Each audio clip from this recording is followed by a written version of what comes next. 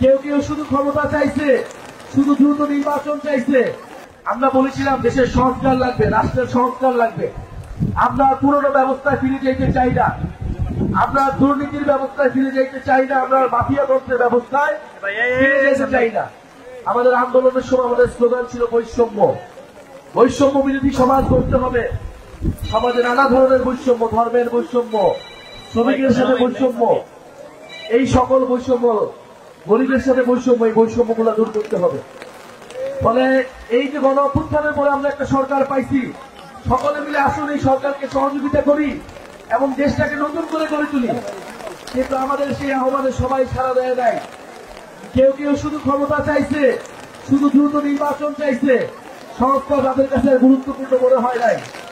কিন্তু আমরা বলছি সংস্কার লাগবে এবং এই আওয়ামী লীগের বিচার লাগবে এবং একটা নতুন সংবিধান লাগবে।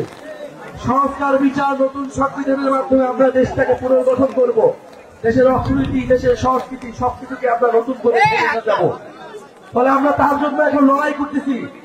জুলাই গণঅভ্যুত্থানে হয়তো আমাদের সাথে অনেক দলমত ছিল, কিন্তু দেশের সংস্কারের পক্ষে আজকে যদি কেউ না থাকে, আমরা যে তরুণরা রাজপথে নেমেছিলাম, আমাদের আহ্বানে যারা আপনারা নেমেছিলেন, আমাদের আহ্বানে যারা এসে শহীদ হয়েছিলেন, তাদের কাছে আমাদের দায়বদ্ধতা আছে।